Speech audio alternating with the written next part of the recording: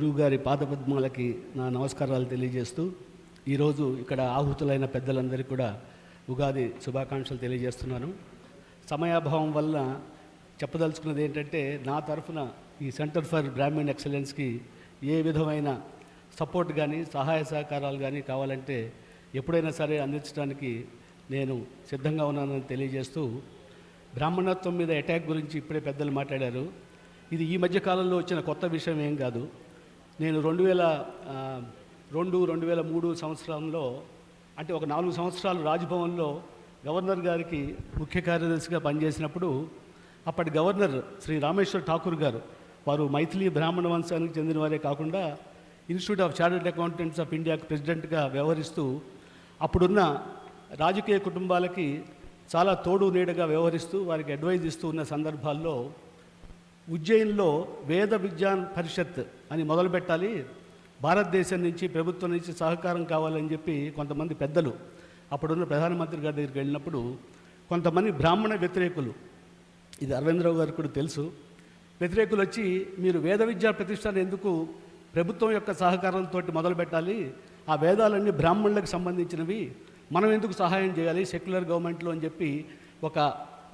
విషం, ఒక సీడ్ అక్కడ వారి మైండ్లో నాటినప్పుడు మంచి ధర్మకర్తలు, ధర్మాన్ని పాటించేవాళ్ళు, విలువల్ని పాటించేవాళ్ళు, రామేశ్వర్ ఠాకూర్ లాంటి కొంతమంది సద్బ్రాహ్మణులు వెళ్ళి ప్రైమ్ మినిస్టర్ గారికి చెప్పారు, అమ్మ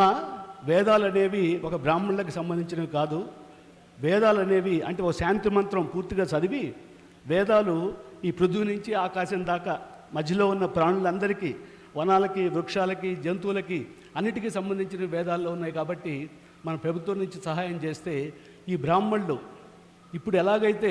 వాళ్ళ షోడశ సంస్కారాలు చిన్నప్పుడు పుట్టినప్పటి నుంచి అక్షరాభ్యాసం దగ్గర నుంచి చెవులు పుట్టే దగ్గర నుంచి చనిపోయేదాకా ఏ విధమైన సంస్కారాల్లో వాళ్ళు పార్టిసిపేట్ చేస్తారో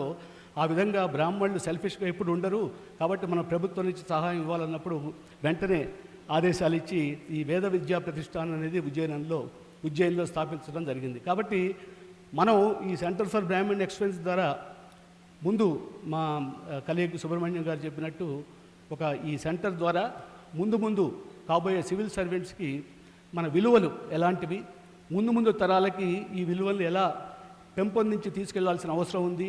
కాల ప్రవాహంలో కొట్టుకుపోకుండా దాన్ని ముందు పరిరక్షించి దాన్ని ఇంకా పెంపొందించే అవకాశాలను చూసి అలాంటి పెద్దలను తీసుకొచ్చి వాళ్ళ గనక ట్రైనింగ్ ఇప్పించగలిగితే వాళ్ళు తప్పకుండా సివిల్ సర్వీసెస్లో ప్రిలిమినరీ ఎగ్జామ్, మెయిన్ ఎగ్జామ్ రాయటం ఒక వంతు అవుతే ఈ పర్సనాలిటీ టెస్ట్లో ఆ విలువల్ని మాత్రమే చూస్తారు. వాళ్ళ నాలెడ్జ్, సబ్జెక్టు, మెమరీ దాని గురించి ఏమి మాట్లాడరు. కాబట్టి ఈ విలువల్ని ముందు మనం పెంపొందిస్తే తప్పకుండా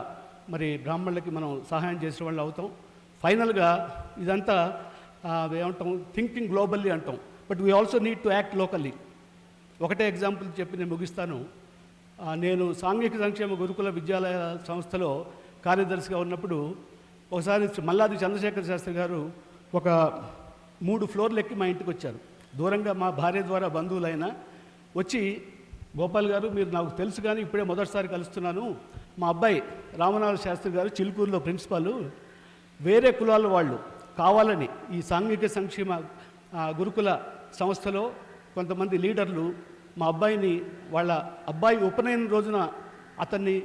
అవమానించాలని చెప్పి ఏదో SC/ST అట్రాసిటీ కేసు పెట్టడం జరిగింది, మీరు ఏదైనా సహాయం చేస్తారా అన్నప్పుడు